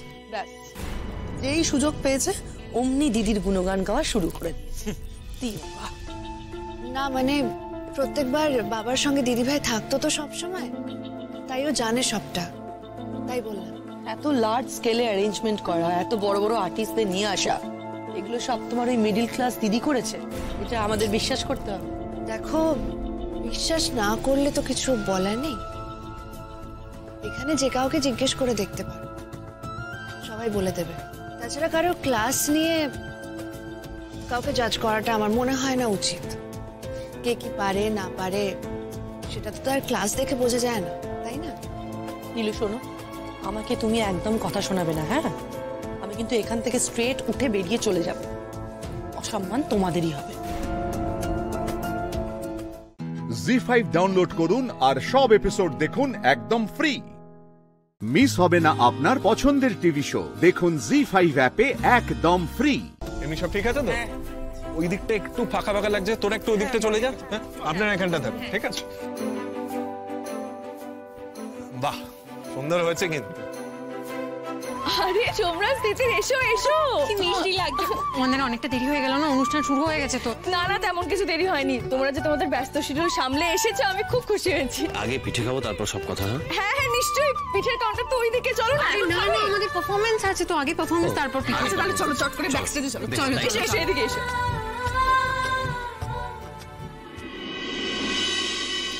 নমস্কার সবাইকে, আমার আন্তরিক ভালোবাসা জানাই। আজ যে এত সুন্দর একটা অনুষ্ঠানে আমরা অংশগ্রহণ করতে পারছি, আমরা আমাদের শিল্পসত্তা দেখাতে পারছি, তার জন্য রাইয়ের কাছে এবং আত্মজন ক্লাবের কাছে আমরা সত্যি কৃতজ্ঞ। মানুষ একদিনে সফল হয় না। এই স্ট্রাগলের দিনগুলোয় রক্ত, চোখের জল সবকিছু পেরিয়ে যখন আমরা ভালোবাসা পাই, তখন মনে হয় সবকিছু ভুলে যাই। এরপর আসি রাইয়ের কথা। সদ্য ওর বাবাকে হারিয়েছে। ও এক তীব্র লড়াইয়ে নেমেছে। আজ যে এত সুন্দর একটা অনুষ্ঠানও আয়োজন করতে পেরেছে, এত সুষ্ঠুভাবে, যে এত সুন্দরভাবে এই অনুষ্ঠানটা হচ্ছে, মনের জোর না থাকলে এত সুন্দর অনুষ্ঠান আয়োজন করা যায় না। এটা যারা বোঝার তারাই বুঝবে। রায়ের জন্য একটা জোরে হাততালি হয়ে যাক। থ্যাংক ইউ সো মাচ রাই। তুমি আমাদের মতো মেয়েদের কাছে গর্ব। যারা চলার পথে আঘাত বাধা পায়, তাদের মতো মেয়েদের কাছে তুমি গর্ব।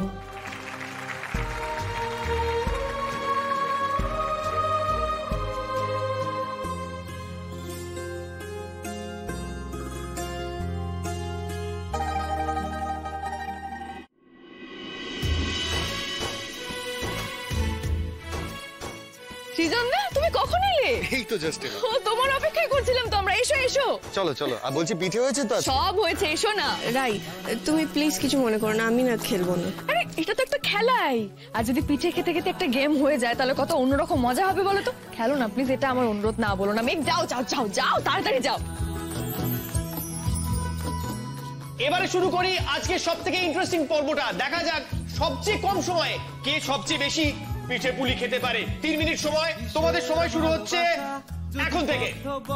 না লাগে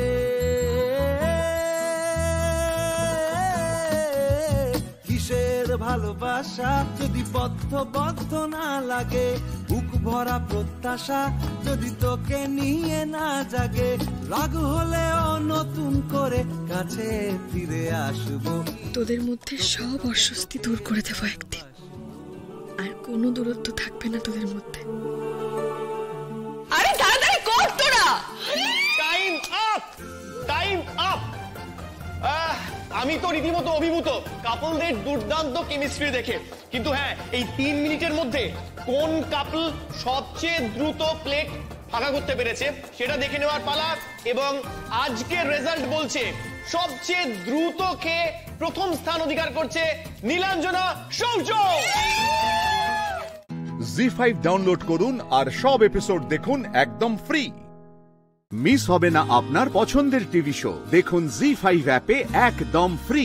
আমি একটা বিশেষ ঘোষণা করতে এসেছি। আমি জানি আপনারা সবাই অধীর আগ্রহে অপেক্ষা করছেন ফ্যাশন শো এর জন্য। তো ফ্যাশন শো তো হবে, কিন্তু তার আগে যেটা হতে চলেছে আমি হলক করে বলতে পারি আপনাদের সকলের ভালো লাগবে। এবার আমাদের মঞ্চে নৃত্য পরিবেশন করতে আসছে 3 বোন, রাই, নীলু আর স্রোত। ওদের জন্য একটা জোরে হাততালি হয়ে যাক।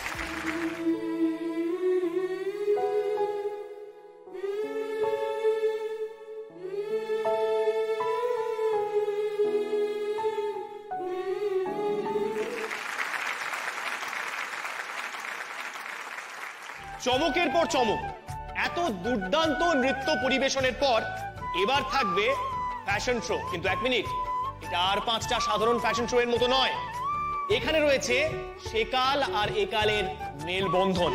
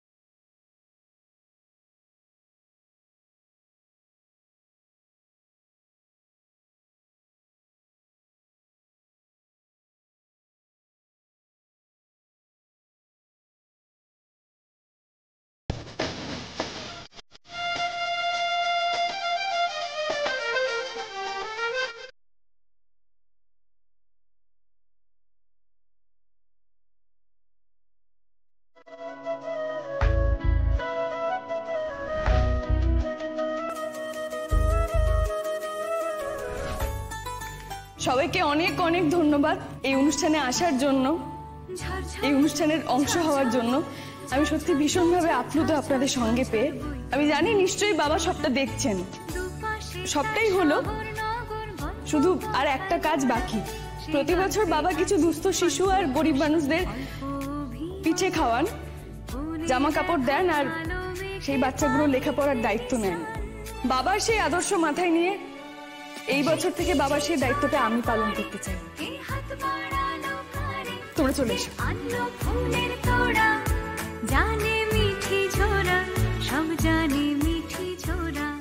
জি5 ডাউনলোড করুন আর সব এপিসোড দেখুন একদম ফ্রি। মিস হবে না আপনার পছন্দের টিভি শো, দেখুন জি5 অ্যাপে একদম ফ্রি। এই যে হিরোইন, তা কি ব্যাপার? শাশুমার জন্য বাড়ি থেকে টিফিন এনেছো নাকি? হ্যাঁ, আমি একটু যেতে পারি? থ্যাংক ইউ শাশুমা, আপনার জন্য একটা স্পেশাল জিনিস নিয়ে এসেছি। এই যে, বুঝতেই পাচ্ছেন চারিদিক থেকে যেইভাবে মেরে রেখেছেন, টাকা পয়সা বিশেষ নেই, কিন্তু আপনি শেষমেশ স্ত্রী ঘরে, আপনার এত পাপের শাস্তি আপনি পাচ্ছেন, এই আনন্দটা আমি ধরে রাখতে পারলাম না।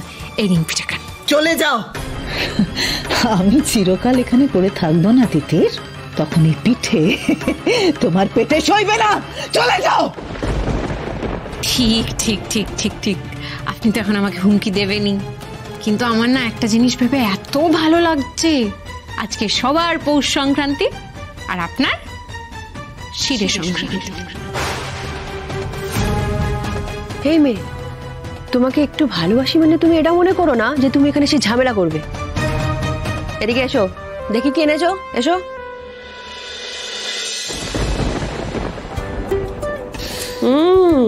নতুন করে গন্ধ বেরোচ্ছে। আপনার মিস হয়ে গেল ম্যাডাম। নিন না আপনি। এক্সকিউজ মি, আমার ক্লায়েন্ট মালিনী ব্যানার্জি, ওর জামিনের কাগজ নিয়ে আমি এসেছি। হলো তো, হলো তো। এবার কি হবে তিতির, কি হবে এবার? খেলা তো ঘুরে যাবে। ওনাকে রিলিজ করে দিন। কিন্তু ম্যাম এইভাবে সরি, আমার কিচ্ছু করার নেই, সরি। হ্যাঁ,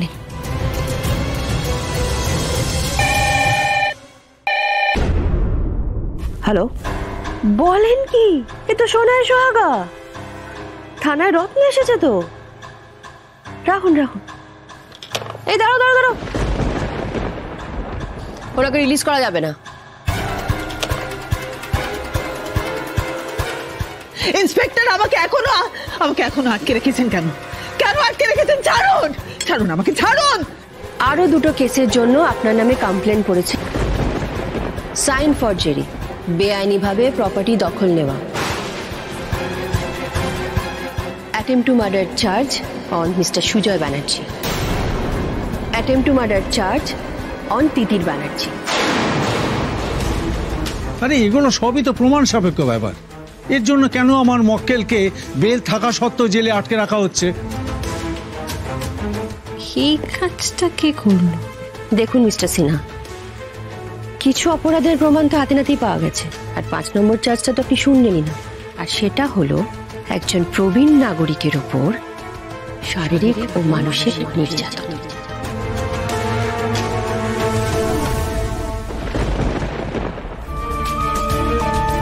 শুনুন মালিনী ম্যাডাম, আপনার শাশুড়ি মহামায়া দেবীকে আপাতত থানায় নিয়ে এসে জিজ্ঞাসাবাদ করা হবে, আর উনি যদি আপনার এগেনস্টে কোনো স্টেটমেন্ট দেন তাহলে কিন্তু আপনার কপালে অনেক দুঃখ আছে। জি5 ডাউনলোড করুন আর সব এপিসোড দেখুন একদম ফ্রি। মিস হবে না আপনার পছন্দের টিভি শো, দেখুন জি5 অ্যাপে একদম ফ্রি। এই এত কিছু ঘটে যাচ্ছে, আপনি স্ত্রী ঘরে রয়েছেন, তার উপর আপনি শাক দিয়ে মাছও ঢাকতে পারছেন না। কি হলো বলুন তো শাশুড়ি? আমার না এবার সত্যি খারাপ লাগছে আপনার জন্য, কিন্তু যাই হোক, অনেক অন্যায় করেছেন আপনি, এবার আপনি শাস্তি পাবেন। কংগ্রাচুলেশন শাশুমা। তুমি তুমি তুমি তুমি সব করিয়েছো, তোমার জন্য সব হচ্ছে। তিতির, আরে কি করছেন আপনি? ছাড়ুন, ছাড়ুন ওকে, ছাড়ুন ওকে। কি হচ্ছে কি সব? ছাড়ুন ওকে। আজকের কমপ্লেন আমি করিয়েছি। বেটা তুমি? হ্যাঁ আমি করেছি। বেটা বেটা, আমি তোমার মা, আমি কি করিনি বলো তোমার জন্য? কি করিনি? আর তুমি তোমার মায়ের বিরুদ্ধে এত বড় কাজ করতে পারলে? এটা আমার অনেক আগে করা উচিত ছিল। কে উস্কানি দিয়েছে তোমায়? কার বুদ্ধিতে তুমি এসব করেছো? তিতির উস্কানি দিয়েছে তো। তুমি ওর কথা শুনে তোমার মায়ের বিরুদ্ধে এত বড় কাজ করলে। তিতিরের কথা মতো করলে অনেক আগেই করতে পারতাম। অ্যাটলিস্ট তিতিরের কথা মতো করলে তোমার অনেক অন্যায়ের হাত থেকে আমরা বাঁচতে পারতাম। সব থেকে বড় অন্যায়ের হাত থেকে বাঁচতো আমার বাবা। বেটা প্লিজ ওই নামটা ধরে আর ডেকো না, প্লিজ ওই নামে আর ডেকো না। এই নামটার প্রতি বিশ্বাস আমার উঠে গেছে, ডেকো না এই নামে আর। চলো তিতির। বলছি তুমি বাড়ি যাও, আমি আসছি, আমার কয়েকটা কাজ আছে, আমি সেরে আসবো। বেশি দেরি করো না। চলি ম্যাম।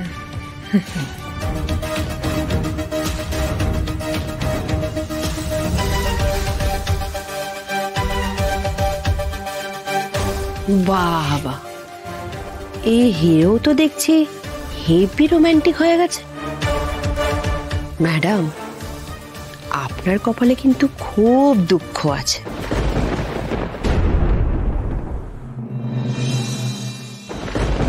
না না না না না না না না না, দাঁড়াও দাঁড়াও দাঁড়াও, ওপরে তো যাওয়া যাবে না। হ্যাঁ, আর বুড়ি তো নয়, তুমি তো আবার তিতির, ওপরে যাওয়া যাবে না। চুপ, একদম চুপ। তোমার ম্যাডামের অবস্থা জানো তো, বেশি কথা বললে না ওর থেকেও খারাপ অবস্থা করে দেবো। দেখো, এই তোমাদের সাথে চিৎকার চেঁচামেচি করতে গিয়ে না ওর গলাটা এমনি ড্যামেজ হয়ে গেছে, তো আমি তো এমনি আর তোমার উপর চিৎকার করতে পারবো না। তুমি বরঞ্চ আমার ম্যাডাম মানে তোমার শাশুড়ি এলে ওনার ওপর চিৎকার করে দিও। আমার যতটুকু কাজ আমি করছি, আমার কাজ আটকানো আমি আটকে দিয়েছি। সুজয়কে যে তুমি ভুল ওষুধ দিয়েছো সেটা কিন্তু এখন সবাই জানে। আর এই কেসটা কাঠগড়া, তারপর জেল, তারপর আরো বহুদূর যাবে, তাই একটু সাবধানে থেকো। চলুন, চলো।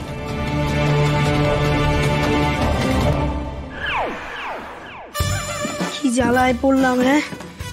মালিনী ব্যানার্জি আমার জীবনটা শেষ করে দিল। কি কেচ্ছার বাড়ি! আগের পক্ষের বউ এসে এখন সেবা করবে ওই লোকটার। বাবা, এখানকার ঘটনা তো সিরিয়ালকেও হার মানাচ্ছে। জি5 ডাউনলোড করুন আর সব এপিসোড দেখুন একদম ফ্রি। মিস হবে না আপনার পছন্দের টিভি শো। দেখুন জি5 অ্যাপে একদম ফ্রি। তুমি সত্যি অন্যায় করেছো পর্ণা। সবার কথা শুনে তুমি ছবি না তুললে এই ঘটনাটা ঘটতোই না।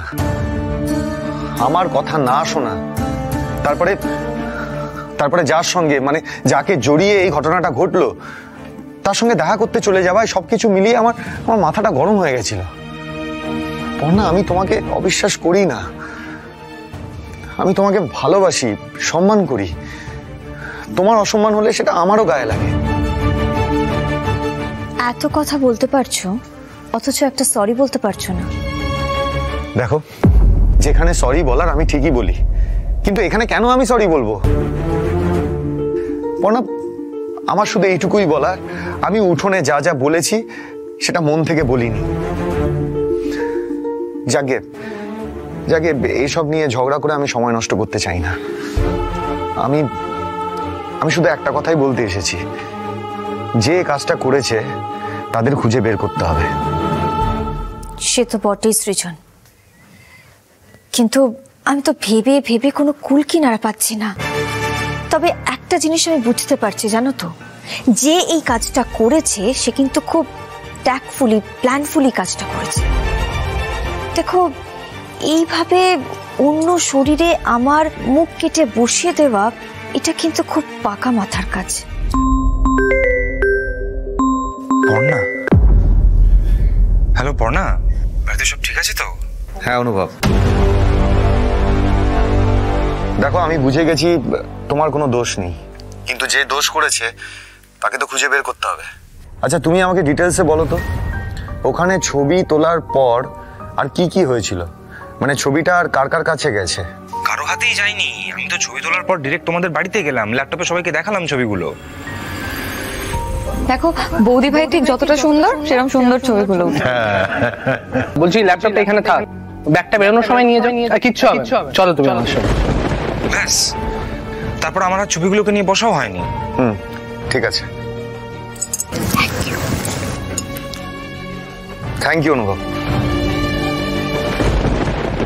তার মানে ছবিগুলো বাড়ির লোক ছাড়া আর কেউই দেখেনি। আচ্ছা সৃজন, অনুভব ল্যাপটপটা খুলে রেখে ঠাম্মির ঘরে গিয়েছিল, তাই না? হ্যাঁ। সেক্ষেত্রে কেউ সেই সময় ছবিগুলো সরিয়ে নেয়নি তো? পর্ণা, তুমি ঠিকই বলেছো।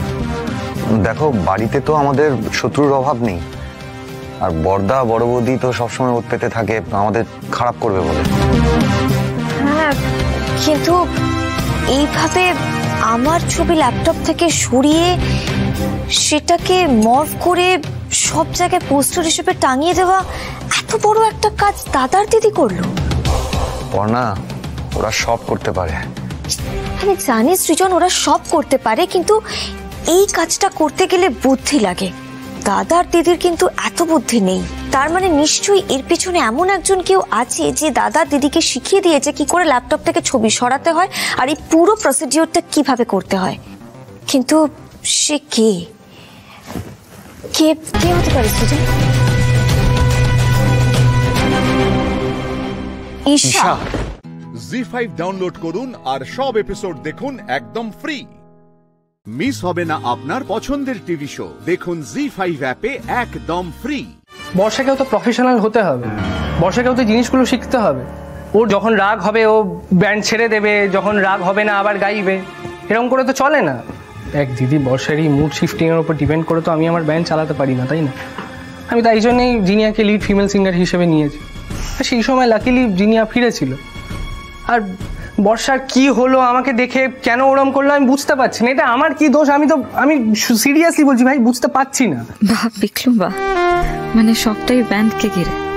আমার সঙ্গে তোর আলাদা করে কোনো সম্পর্ক নেই তাহলে? দেখ পিকলু, এখানে কারোরই কোনো দোষ নেই। দেখ সবসময় তো প্রফেশনাল লাইফ আর পার্সোনাল লাইফ আলাদা করা যায় না, অন্তত কিছু ক্ষেত্রে তো যাই না। আমি মানছি যে ব্যান্ডটা তোর প্রফেশনাল লাইফ, কিন্তু বর্ষার সাথে বন্ধুত্বটা তো তোর পার্সোনাল, তাই না? আর এই বাড়ির লোকেদের এই একটাই সমস্যা জানিস তো, তারা না মনের কথাটা কিছুতেই মুখে আনতে পারে না। তোর সৃজনদাকে এখন আমি চিনে গেছি, জেনে গেছি, তাই আমি ওর পেট থেকে কথা বার করতে পারি। বর্ষা ওর দাদা দুজনে একেবারে এক রকমের, তাই আমি বলবো তুই একবার তোর বন্ধুত্ব। আমি বুঝতে পারছি না এই গিটারটা সকাল থেকে কি হচ্ছে, এই স্ট্রিংটাই কেন প্রবলেম করছে। এ বাবা ছিঁড়ে গেল তো। সরি, আসলে আমি আসছি। আরে দাঁড়াও দাঁড়াও, কোথায় যাচ্ছ? কিছু বলবে? হ্যাঁ বৌদি ভাই, দেখো না এই চেনটা সকাল থেকে খুলছেই না। তো দাদার কাছে নিয়ে গেলাম, বলে সব মেলি ব্যাপার আমি দেখবো না বলে তাড়াহুড়ো করে কোথাটা চলে গেল। বেরিয়ে গেল? কোথায় কোথায় বেরোলো সৃজন? তা তো বললো না। ও যাকে দাও, কি হচ্ছে দেখি, এসো দেখি। খুলছে না? না। ও বাবা, দাঁড়াও। এই পিকলু, মোমটা দে তো।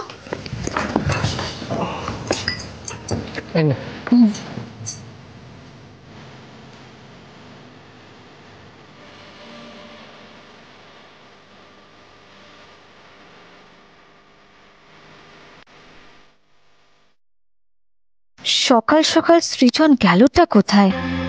তার উপরে আবার ওর মাথাটাও গরম আছে, মাথার মধ্যে যে কি চলছে তা কে জানে। কোথাও গিয়ে আবার কোনো ঝামেলা না বাঁধায়।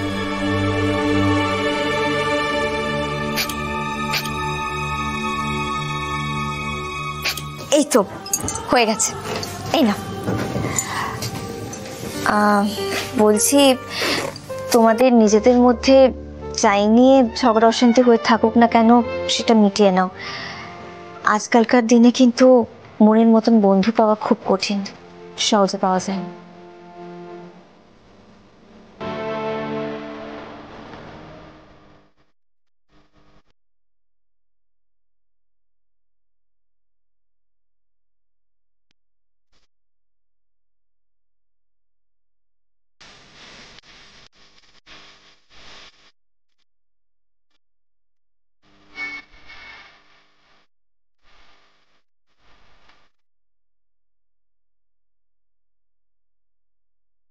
জি5 ডাউনলোড করুন আর সব এপিসোড দেখুন একদম ফ্রি।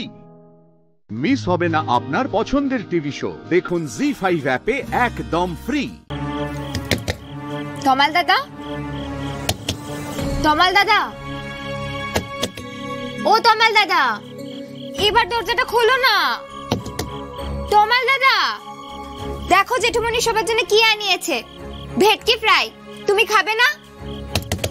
ও তমাল দাদা, তমাল দাদা, তুমি দরজা না খুললে কিন্তু আমিও ভেটকি ফ্রাই খাবো না। তুমি তো জানো আমি খেতে কত ভালোবাসি। ও তমাল দাদা,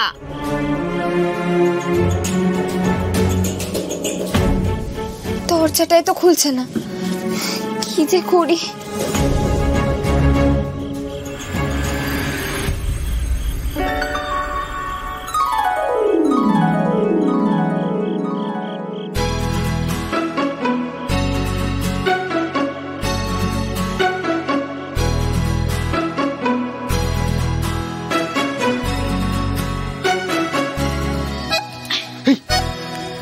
ফুলকি, তুমি কিভাবে এলে এখানে? তমাল দাদা, তুমি কি ভেবেছো দরজা বন্ধ করে রাখলে ফুলকি দাসকে আটকানো যায়? আমি জানলা দিয়ে এসেছি। আমি আজকে কি করলাম বলো তো? শেষমেশ চুরি করতে গেলাম। ছি ছি ছি ছি, কি করলাম আমি? বাবা যদি বাইরে থেকে কথাগুলো না শুনতো তাহলে আজকে কি হতো বলো তো? আমি সবাইকে ছেড়ে পালিয়ে যেতাম। পালানো ছাড়া আমার কাছে আর কোনো পথ থাকতো না, জানো তো। একদম পালাতে না তমাল দাদা। শেষ পর্যন্ত তুমি ঠিক বুঝতে পারতে যে তুমি ভুল কাজ করেছো। ভালোবাসার জন্য নিজেকে কষ্ট দিও না গো। ওইভাবে কি চিংড়ি দিদি চোখ খুলবে? চিংড়ি দিদি তো তোমার মূল্যই বোঝে না। ফুলকি, রোহিত যখন তোমাকে সন্দেহ করে, যখন তোমাকে ঠকবাজ বলে, তোমার খারাপ লাগে না? খারাপ লাগলে আর কি করা যাবে বলো। কিন্তু শোনো, স্যারের মাথায় না এসব কেউ ঢোকাচ্ছে, না হলে স্যার আমায় সন্দেহ করতে পারে না। কিছুদিন আগে পর্যন্ত আমায় কত যত্ন করে বক্সিং শেখাচ্ছিল, দুদিন আগে পর্যন্ত কত যত্ন নিচ্ছিল, সে আমায় এখন সন্দেহ করতে পারে? তুমিই বলো। কোনো তো একটা রহস্য আছে। যাকে এসব এখন ছাড়ো, আমি তোমার জন্য মাছের ফ্রাই এনেছি, খাও, মনটা ভালো হয়ে যাবে, খাও। পাগল মেয়ে একটা। কোথাও একটা ভুল হচ্ছে, একটা। ফুলকি যে সত্যেনবাবু আর সবিতা আন্টির মেয়ে নয়, এটা সত্যি হতে পারে, কিন্তু তাহলে ফুলকি পিরু বাদশার মতন একজন অপরাধীর মেয়ে, আর ও যে এই বাড়িতে আমাদের সবার উপর প্রতিশোধ নেবে বলে এসেছে, এটার তো কোনো বাস্তব প্রমাণ নেই। জি5 ডাউনলোড করুন আর সব এপিসোড দেখুন একদম ফ্রি। মিস হবে না আপনার পছন্দের টিভি শো, দেখুন জি5 অ্যাপে একদম ফ্রি। এই বাড়িতে এত বড় একটা মিডিয়া কভারেজ হবে, সেটা তুমি একবার আমাকে জানাবে না? মানে আমরা তো কেউ জানি না, বাড়িতে কেউ রেডি নয়। এই বাড়িতে তো শুধু আমরা থাকি না, বাকিদের সুবিধা অসুবিধা সেটাও তো বুঝতে হবে, তাই না? মানে তমাল, আমি তো তোমার থেকে কিছুই এক্সপেক্ট করি না, বলো, কিছুই ডিমান্ড করি না, এইটুকু তো করতেই পারি। আমি সবার থেকে সহযোগিতাটা চাইছি, খুব বেশি কিছু চেয়ে ফেলেছি কি? একটা ফ্যামিলি কভারেজ হবে শুনলেই তো। আমি সবাইকে বলছি, রুদ্রদা একটা ইমেজ বিল্ডিং ড্রাইভ নিয়েছে, ওই ভাবমূর্তি তৈরি করা আর কি, একটু সবাই সহযোগিতা করলে ভালো হয়। তমাল দাদা, আমরা আছি তো, তুমি চিন্তা কেন করছো? আমরাই সীতা দিদির পাশে থেকে বুঝিয়ে দেব পরিবার কাকে বলে।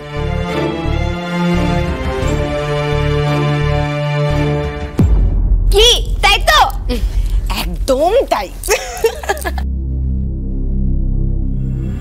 মিডিয়ার সামনে একটা ইমেজ বিল্ডিং এর ব্যাপার আছে তো, একটু দেখে নিও যাতে ফুলকি দাস কোনোভাবেই মিডিয়ার সামনে আমার ইমেজটা খাটো না করে। আর তোমাকেও একটা কথা বলার আছে, ফ্যামিলি কভারেজ তো, তাই মিডিয়া নিশ্চয়ই তোমাকেও প্রশ্ন করবে, একটু স্মার্টলি উত্তর দিও। তুমি যেমন সব সময় কথা বলো, সেটা বললে অসুবিধা হয়ে যাবে। মানে ঈশিতা দিদি, তুমি এসব কি বলছো? তোমার মুখে এসব কথা আসছে? ঈশিতা, আমি ভাবতে পারছি না তুমি। হাজবেন্ড ওয়াইফের মধ্যে ঢোকাটা তোমার স্বভাব, তাই না ফুলকি? তোমার কথা তো আবার তমাল এক্সাইটেড হয়ে যাচ্ছিল। ফুলকি, এই ফুলকি, এসো। ঈশিতা, তোমাদের যদি কিছু ব্যক্তিগত কথা থাকে তাহলে সেগুলো নিজেদের ঘরে মিটিয়ে নাও। এভাবে সবার সামনে এগুলো নিয়ে ডিসকাস করার তো কোনো মানে হয় না। না বলছো এক্ষুনি মিডিয়া আসবে, মিডিয়ার সামনে কি এরকম একটা আনপ্লেজেন্ট টপিক নিয়ে ডিসকাস করতে চাইবে তুমি? আমার একটা ধৈর্যের লিমিট আছে রোহিতদা, আমারও একটা ধৈর্যের লিমিট আছে। কি দিতে পেরেছে বলতো তমাল জীবনে আমাকে? কিচ্ছু না, নাথিং। শুধু বড় বড় কথা বলতে পারে। সকালেই বলে ও নাকি আমাকে দামি ফোন গিফট করবে। ননসেন্স। আমি চেঞ্জ করে আসছি। আমি জানি তোমরা সবাই আমাকেই বকবে, কিন্তু আজ ঈশিতা দিদিকে বোঝাতেই হবে, একটা ফোন, বড় বড় কায়দা মারা কথা দিয়ে না মানুষকে বিচার করা যায় না। তোমরা আমার সাথে একমত তো? ফুলকি, তুমি না বেশি, তোমাকে বলার কোনো মানেই হয় না। দিদি, বৌদি, দয়া করে ওকে বেশি বাড়াবাড়ি করতে দিও না, এরপর কিন্তু হিতে বিপরীত হবে। না দা ভাই, আজকে আমরা ফুলকিকে কেউ আটকাবো না, আজ আমরা সকলের পাশে আছি। হ্যাঁ, আর ছোটদা ভাইও আছে আমাদের সঙ্গে। ছোটদা ভাই চল চল, ওঠ ওঠ। ফুলকি, ছোটদা ভাইও আছে আমাদের সঙ্গে। তুমি বলো তো, প্ল্যানটা বলো। হ্যাঁ বল বল বল বল বল। এই বলো বলো বলো বলো, আমরা শুনবো, বলো।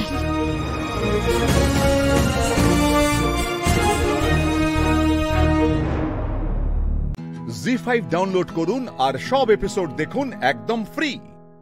মিস হবে না আপনার পছন্দের টিভি শো, দেখুন জি5 অ্যাপে একদম ফ্রি।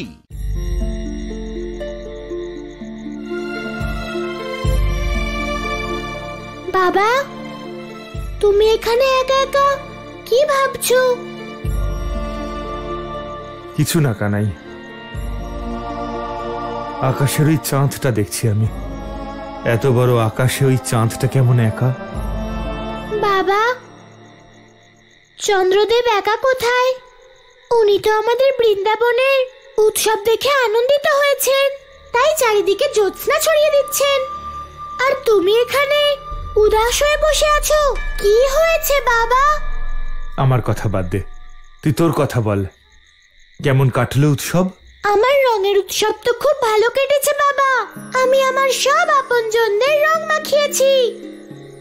খুব ভালো করেছিস। আয় বস, তোর সাথে আমার কথা আছে।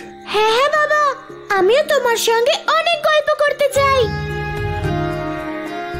উৎসবে শুধু রং নিয়ে খেললি নাকি কিছু খেয়েছিস? আজকে তো তুমি মায়ের মতন কথা বলছো বাবা। কি হয়েছে বাবা?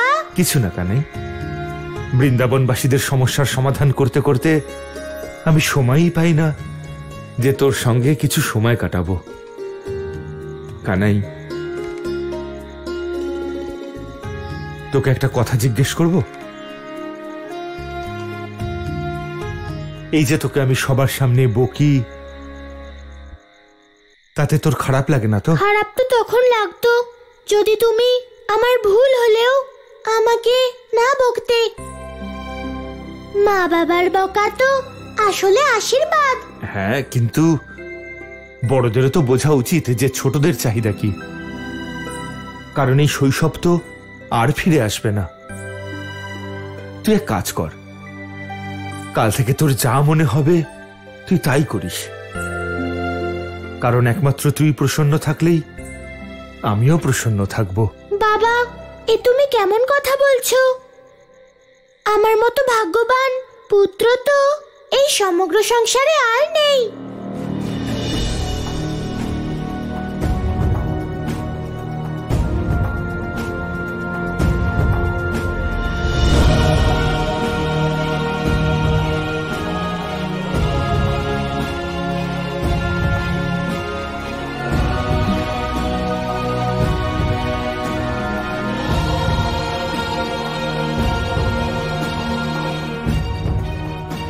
আচ্ছা, বাবার ছেলে বাইরে বসে আর মা ভিতরে।